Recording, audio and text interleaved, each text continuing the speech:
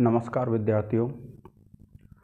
आज के इस लेक्चर में हम पढ़ेंगे जो अन्नम भट्ट विरचित तर्क संग्रह है। और अन्नम भट्ट विरचित जो तर्क संग्रह है उसका बुद्धि प्रकरण पढ़ रहे हैं हम, जो बुद्धि गुण है 24 गुणों में। और जो बुद्धि गुण है उसमें आज हम जो बुद्धि का यथार्थ अनुभव है तीसरा उपमिति, उसके विषय में पढ़ेंगे।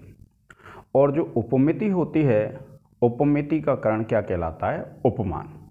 कि यह कैसा प्रमाण होता है कि जब आप किसी ऐसे व्यक्ति को जिसको उसका वस्तु का ज्ञान नहीं है, समानता के आधार पर ज्ञान कराते हैं। मान लीजिए श्रृगाल होता है श्यार। किसी व्यक्ति ने श्रृगाल को नहीं देखा है, श्यार को नहीं देखा है। आप कहेंगे उसको कि जैसा कुत्ता होता है वैसा ही क्या है, श्रृगाल होता है। और फिर वह मान लीजिए खेत पर घूमने जाता है और खेत पर जाकर के कोई ऐसा जीव देखता है जो जीव कुत्ते जैसा है लेकिन कुत्ता नहीं है, तो उसको यह ज्ञान हो जाता है कि यह क्या है, श्रृगाल है। क्यों? क्योंकि उसको यह बात बताई गई है कि वह श्रृगाल है। ऐसे ही अनेक उदाहरण हैं। जैसे बच्चे के चेहरे आदि को देख करके हम उसके माँ बाप आदि का उपमान कर लेते हैं, उसका ज्ञान कर लेते हैं। क्योंकि जो नाक मुंह आदि उनके आधार पर हम ये पहचान लेते हैं कि वह इसका पिता है, उसका यह माता है, उसकी यह माता है, इस प्रकार से। तो ऐसे ही क्या है, इन्होंने एक उदाहरण दिया किसका? गवय का। गवय एक जीव होता है और गवय ऐसा जीव होता है जो गाय से समान होता है, यानी उसकी समानता आप गाय से कर सकते हैं। और यह एक जंगली जीव है। और इसमें जो उदाहरण दिया कि जैसे कोई व्यक्ति है और कोई व्यक्ति उसने नील गाय को नहीं देखा है। नील गाय को क्या कहते हैं? गवय। और वह किसी जंगल के निवासी व्यक्ति से, ऐसे व्यक्ति से जिसने नील गाय को देखा है, पूछता है कि नील गाय कैसी होती है, तो वह व्यक्ति बताएगा जैसी गाय होती है उसी प्रकार की नील गाय होती है। तो अब उसके दिमाग में यह बात निश्चित हो जाती है कि जैसी गाय होगी वैसी ही क्या होगी, नील गाय होगी। फिर वह कभी जंगल में जाता है और जंगल में जाकर के ऐसा पिंड देखता है, ऐसा जीव देखता है, जो जीव कैसा दिखाई दे रहा है? गाय जैसा, लेकिन वह गाय नहीं है। तो उसको यह बात याद आ जाती है कि जैसी गाय होती है वैसी गवय होती है। जब उसको इस बात का ज्ञान हो जाता है तो ये जो ज्ञान है यही क्या कहलाता है? उपमिति होता है। क्योंकि उसको पता है कि यह गाय तो नहीं है, तो गाय के समान है। उसको वह बात याद आ गई और वह समझ जाता है कि यह गाय नहीं है, क्या है? नील गाय है, गवय है। आ गया होगा आपके समझ में। जब एक वस्तु की समानता के आधार पर दूसरी वस्तु का ज्ञान करा दिया जाए तो ऐसा जो होता है वह क्या होता है? उपमान प्रमाण। क्योंकि जो अन्य दर्शन होते हैं वह तो क्या कहते हैं? इसको उपमान प्रमाण। और यह दर्शन, यह जो अन्नम भट्ट हैं, अन्नम भट्ट ये कहते हैं कि एक उपमिति ज्ञान होता है और उसका जो करण होता है वह क्या कहलाता है? उपमान कहलाता है। देखिए, उपमिति करणम उपमानम, कि भैया जो उपमिति होती है, मैंने आपको पहले पढ़ा दिया है करण क्या होता है, कारण क्या होता है। तो जैसे मैंने बताया था कि घड़ा अगर हमें बनाना है तो घड़े के निर्माण में अनेक कारण होते हैं। जैसे कुम्हार है, गदा है, मिट्टी है, डंडा है, चाक है, ये सब। लेकिन जिसके बिना कार्य की उत्पत्ति नहीं हो सकती है उसको कहते हैं हम करण। असाधारणम कारणम करणम। तो जो कार्य की उत्पत्ति में असाधारण कारण होता है वह क्या कहलाता है? करण कहलाता है। और यहाँ कहा उपमिति करणम उपमानम, कि भैया उपमिति का करण क्या होता है, उपमान होता है। अब देखिए दो शब्द आएंगे इसमें, एक तो संज्ञा और एक संजी, ये है संज्ञा और संजी। इसमें दिया है संज्ञा संजी संबंधत्व ज्ञानम उपमिति है। क्या कहा, संज्ञा यानी संज्ञा और संगी। संज्ञा कहते हैं विद्यार्थियों नाम को, आप शुरू से ही पढ़ते आए हैं, किसी व्यक्ति वस्तु या स्थान के नाम को क्या कहते हैं, संज्ञा कहते हैं, संज्ञा कहते हैं। तो संज्ञा और संगी किसको कहते हैं, जिसका नाम होगा उसको कहते हैं संगी। जैसे देखिए मार्कर, मार्कर ये मेरे हाथ में मार्कर है, तो मार्कर तो कहते हैं विद्यार्थियों संज्ञा, और यह जो वस्तु है ये क्या हो गई, संगी।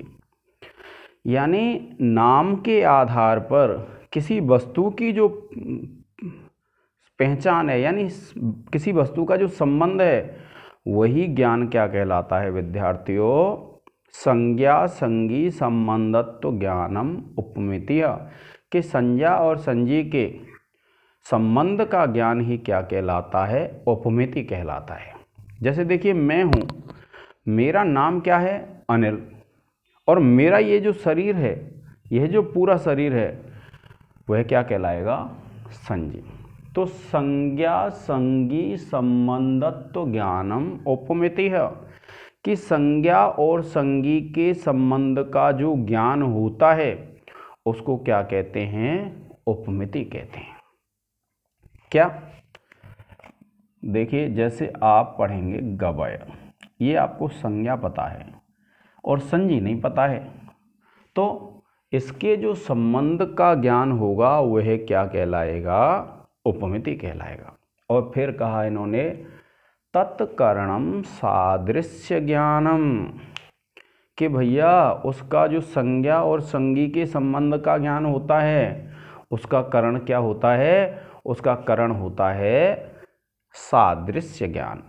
सादृश्य कहते हैं जो समानता का ज्ञान होता है। तो तत्करणम, आपसे कोई पूछे कि संज्ञा संजी के संबंध का जो ज्ञान होता है वह उसका करण क्या होता है, तो आप बताएंगे सादृश्य ज्ञानम। जो सादृश्य ज्ञान है, सादृश्य जो ज्ञान है वह क्या कहलाएगा, आपका संज्ञा और संगी के संबंध का ज्ञान। इस ज्ञ को ज्ञान भी बोलते हैं। तो सादृश्य ज्ञानम कि संज्ञा और संगी के समानता का जो ज्ञान होता है उसमें करण क्या होता है, उसकी समानता, उसकी सादृश्य। और तथा ही जैसे उदाहरण दिया, वही जो मैंने आपको बताया है कि कश्चित, कश्चित कहते हैं कोई। तो देखिए क्या कहा, कश्चित, कश्चित कहते हैं कोई व्यक्ति, गवय पदार्थम अजानन। गवय किसको बोलते हैं, नील गाय को। तो गवय पदार्थम अजानन, गवय पदार्थ को न जानता हुआ। क्या कहा, कश्चित माने कोई, कोई से तात्पर्य कोई पुरुष स्त्री हो सकती है, कोई भी हो सकता है, कि कश्चित माने कोई। गवय, गवय किसको बोलते हैं, नील गाय। यह एक जीव होता है, खेतों में पड़ता है, खेतों में चरता है, जंगली जानवर है ये, और जिसको राजस्थान में रोज कहते हैं, ऐसे ही अन्य क्षेत्रों में इसको गवय कहते हैं, यानी नील गाय। तो गवय पदार्थम अजानन, गवय पदार्थ को नहीं जानते हुए, यानी कोई व्यक्ति ऐसा है जो गवय को नहीं जानता है। कुतश्चित, कुतश्चित कहते हैं किसी, आरण्यक पुरुषात, आरण्यक कहते हैं जंगली, और पुरुषात कहते हैं पुरुष से। यानी जो व्यक्ति नील गाय को नहीं जानता है, गवय को नहीं जानता है, कुतश्चित आरण्यक पुरुषात, किसी जंगली पुरुष से, गो सदृशो गवय, गाय के समान गवय होती है। इसका अर्थ क्या है, गो सदृशो गवय, गाय के समान नील गाय होती है।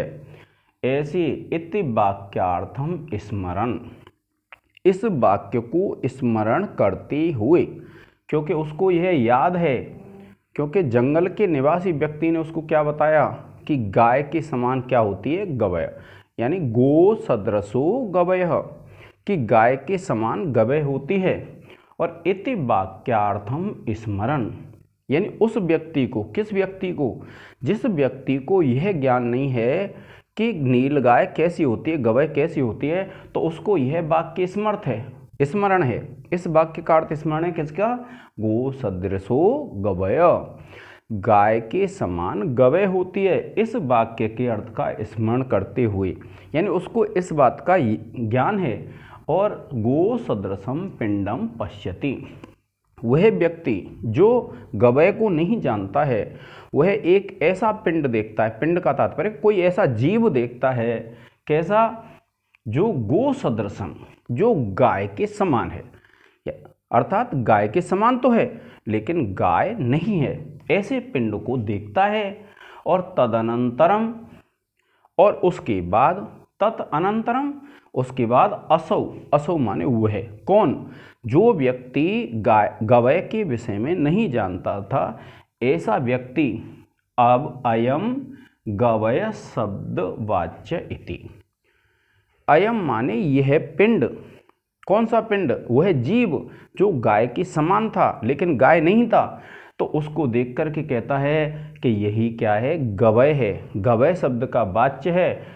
इति उपमितिर उत्पद्यते, इस प्रकार की उपमिति उत्पन्न होती है।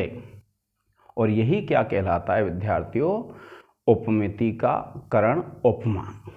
क्या बताया उसने, एक बार पुनः देख लीजिए कि उपमिति करणम उपमानम, कि उपमिति का जो करण होता है उसको उपमान कहते हैं।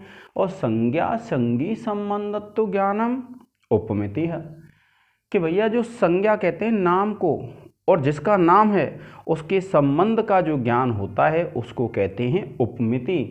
और तत्करणम सादृश्य ज्ञानम, और उसका जो करण होता है वह क्या होता है, सादृश्य ज्ञान होता है। और जैसे कश्चित गवय पदार्थम अजानन, जैसे कोई व्यक्ति गवय पदार्थ को नहीं जानता हुआ, कुतश्चित आरण्यक पुरुषात्, किसी वन के निवासी यानी जंगल के निवासी पुरुष से, गो सदृशो गवय, गाय के समान गवय होती है।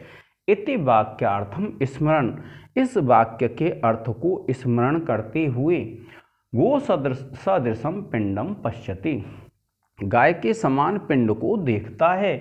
और तदनंतरम असौ, और उसके बाद वह है अयम गवय शब्द वाच्यते, कि यही गवय है, यही गवय शब्द का वाच्य है। उपमिति उत्पद्यते, ऐसी उपमिति को प्राप्त कर लेता है। तो देखिए विद्यार्थियों, आप तर्क संग्रह पढ़ रहे हैं और तर्क संग्रह के जितने भर प्रश्न बनते हैं वह मैंने मेरे टेलीग्राम चैनल पर डाल रखे हैं। आप टेलीग्राम चैनल को ज्वाइन कर लें और ज्वाइन करके आप उन प्रश्न उत्तर को लिख लें या प्रिंट आउट ले लें, जैसा भी चाहते हैं। इस वीडियो की जो डिस्क्रिप्शन है उसमें आपको लिंक मिल जाएगी, आप ज्वाइन कर लें। और जब भी हमारे तर्क संग्रह हो जाएगी तो फिर हम उसके बाद एमए प्रीवियस के वीडियो शुरू करेंगे। और जो आपके साथी संस्कृत से जुड़े हुए हैं उनके पास वीडियो को शेयर कर दें, सब्सक्राइब करें और लाइक करें, जिससे क्या है मुझे पता चले कि मेरे विद्यार्थी संतुष्ट हैं अथवा नहीं हैं। कमेंट्स में ये लिखें। अगर किसी को भी कोई समस्या है तो मैं यथासंभव उसका समाधान करने का प्रयास करूंगा। तो आज के इस लेक्चर में विद्यार्थियों इतना ही। जय हिंद, जय भारत।